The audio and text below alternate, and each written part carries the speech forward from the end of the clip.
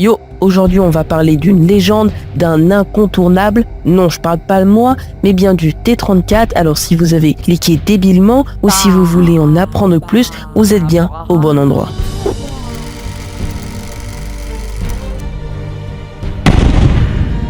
Thibaut nous a demandé de détruire ce T-34. Il est pas mort au Babstan celui-là? Non, mon colonel. Quoi qu'il en soit, c'est non, hein. Allez lui dire gougnaffé de ma part, comme disent les jeunes. Il m'a dit que si on attaquait le bas, il dira à tout le régiment que vous vous ambiancez sur du choupi. C'était du choupi drill. Non. Pas la peine de t'énerver, hein. Va le détruire tout seul. Davaric! Davaric! Davaric! Kolbasnik! Nadzat! Akrutergun!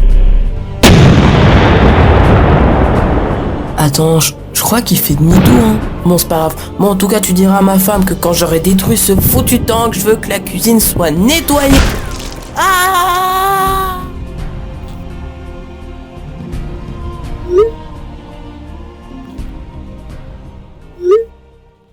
Oh, pardon. On enchaîne.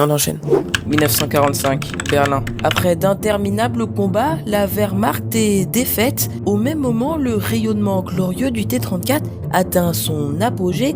Derrière cet éclat triomphant se cache un homme qui va révolutionner les blindés soviétiques, sans qui l'histoire telle que nous la connaissons aurait été altérée. 1937.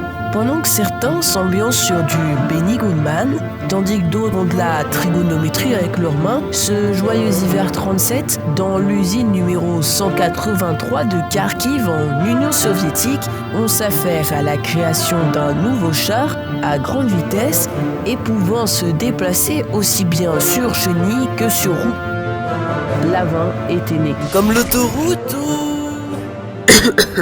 Cependant, avec les retours mitigés et la faible utilisation des roues en situation réelle, l'état-major décida de se concentrer seulement sur les chenilles de l'engin.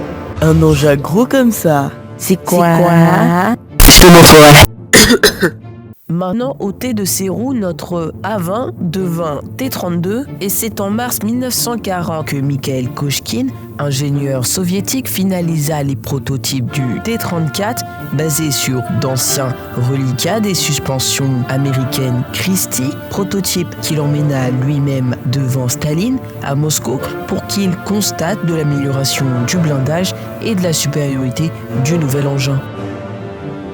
À l'aube de Barbarossa, l'armée soviétique en possédait entre 900 et 1200 exemplaires, soit à lui seul un tiers des blindés allemands du début de l'offensive. Ouah, tu m'as perdu avec les T-34, A-32, A-20, ouah. On va faire une pause alors. Ma maman me disait tout le temps, les cigarettes c'est comme amitié. Peu importe le nombre, tu tombes toujours sur un cancer. Tu t'es cru sur Facebook? Moi j'essaie de renouer un contact avec la tranchée. Tu devrais te détendre, hein. Tu veux pas manger ma saucisse? Je suis pas gay, l'autre jour j'étais bourré. Mais je parle de la nourriture. Ah, on a un contact. Je me sens persécuté. Je suis un être sensible. Très susceptible. Les sanglots longs des violons de l'automne. Mais on s'en tape de ta poésie. Tout le monde l'aura oublié dans une semaine. Ah, enfin. Un T-34 vient de tuer notre colonel, on a besoin d'aide. Tiens mon lieutenant, on doit être à 2 km de votre tranchée. On arrive. Dépêchez-vous. Mon lieutenant, on a une quinzaine d'hommes ici. On n'a pas besoin d'eux pour détruire ce blindé. Tu connais pas le T-34 toi, hein? Mais demandons-lui, hein, c'est le seul à être resté en vie après l'avoir vu. Mais, attends, il essaye de nous marabouter ou... Parce qu'avant de partir avec le colonel, il parle très bien notre langue. Je reconnais, c'est de l'arabe, mais c'est pas si étonnant. En 14, j'avais un cousin éloigné qui était breton. Il est revenu en 18, il parlait le Molière. C'est peut-être un choc? T'es vraiment pas le citron le plus acide du pommier, toi, hein? En tout cas, ça me fait bien des hecks qui partent tout à coup arabe. Je vois pas pourquoi cela vous fait rire. L'Arabie est un pays très influent, vieux de plus d'un millénaire, parlé par des millions de locuteurs. Des millions. C'est pas parce qu'ils ont inventé les mathématiques qu'ils doivent en abuser, hein. Bon, je rigole, mais je peux quand même un peu parler musulman. Le seul problème, c'est qu'il doit être un peu rouillé. Bon, je vais essayer. Abdelaziz Bouteflika, 1, 2, 3, viva l'Algérie, Wasdaka, Pétrole. Ouais, bon, la syntaxe, on repassera. On devrait pas parler du T-34 qui fonce sur nous?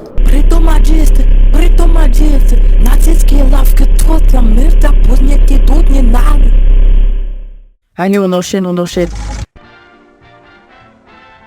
Finalement, quand on connaît l'humiliation que s'est pris l'Union soviétique au début de l'attaque allemande, il serait à même de dire que les T-34 avaient été surestimés, mais ça serait totalement faux, car le T-34 alliait rapidité, atteignant une moyenne de 25 km/h en tout terrain, sans oublier son blindage et son armement. Composant avec un canon de 76,2 mm et deux petits canons de 7,62 mm, le char était donc très bien armé. Petit canon, t'as besoin d'une démonstration?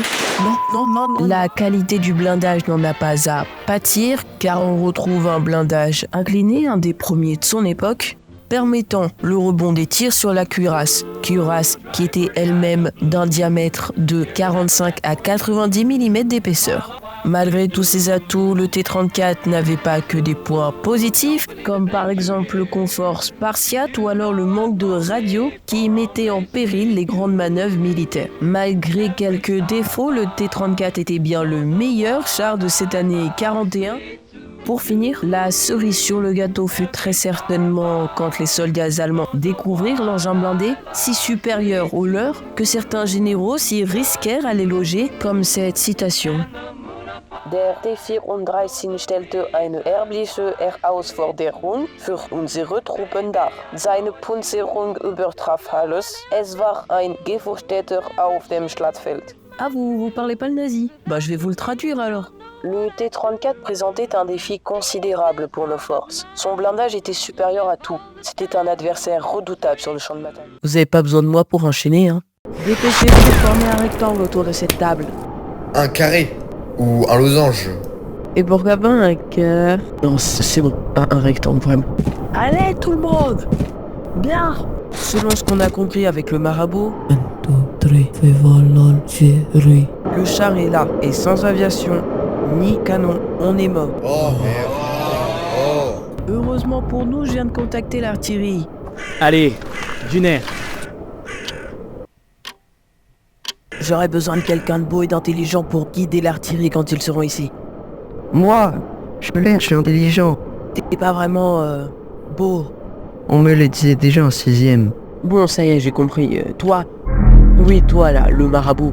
Tu prends ça et tu l'allumeras dès que tu verras l'artillerie. 1 seconde avant les sauts. Donc on attaque pour que l'artillerie nous sauve du T-34. Oui. Et si on arrive à détruire le T-34 sans l'artillerie, ça n'arrivera pas. Est-ce que t'as compris tout ce que tu devais faire? Là, pour le coup là, c'est moi qui est pas con. Ala tahta monnaie. Ok, on fait ça. Allez!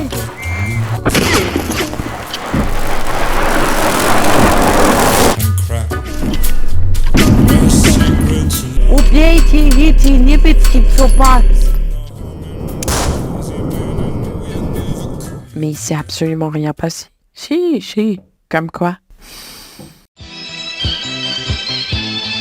1943. Pendant que nos grands-parents chantent des chants vichistes à l'école, l'armée allemande met en service le Panzer V.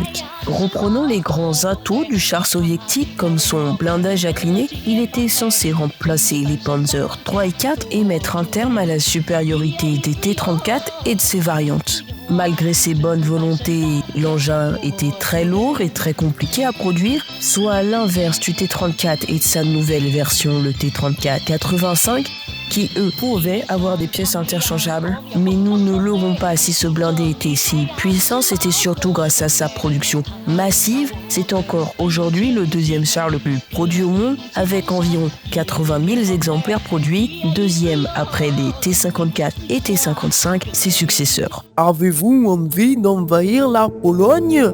J'ai quelques petits conseils. Toute ressemblance de près ou loin à un régime politique de 1933 à 1945 est totalement voulu.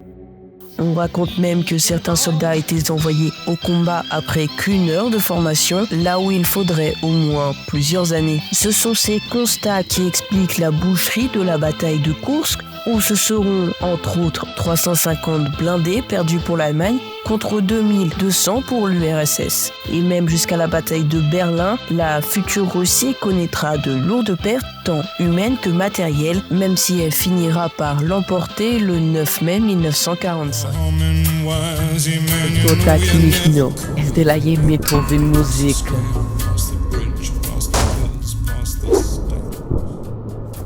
On est arrivé? Bon bah y a plus de doute. Allez, on prépare tout là. Allez, préparons le canon là, c'est urgent. Et tu es cringe, poto. Oui, mais Feu. c'est décevant. On a fait tout ce chemin juste pour ça. Nul. Et maintenant, regarde qui arrive. L'aviation. T'es plutôt team physique quantique ou botanique? J'aime pas les juifs. Attends, je crois que j'ai mal compris la question. T-34 en mille. Vas-y. Regardez à taper des mains, à croire qu'ils te volent le monde. Ils sont vraiment pas intelligents.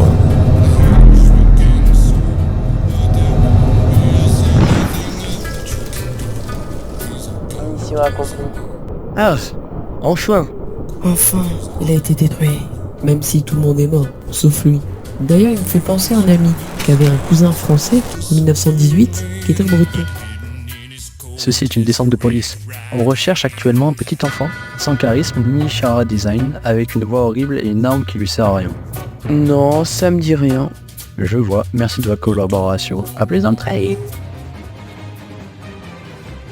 1946, pendant que la France s'engage en guerre en Indochine, L'armée rouge arrête la production des T-34 et lance celle des T-54 en 1947, les futurs chars les plus produits au monde, chars qui regarniront les blindés soviétiques car en 1946 on en comptait environ 25 000 exemplaires. Malgré la constante amélioration des Occidentaux qui vont assez rapidement surpasser les T-34, les T-54 et en 1958 les T-55 resteront à la hauteur. C'est cette longévité qui leur permettra d'être présents sur de nombreux théâtres d'opération, comme en Corée ou bien plus tard en Irak avec les T-55. Même à l'heure actuelle, certaines reliques des T-54 et T-55 sont encore utilisées en Ukraine comme pour symboliser un ultime hommage au glorieux passé militaire soviétique.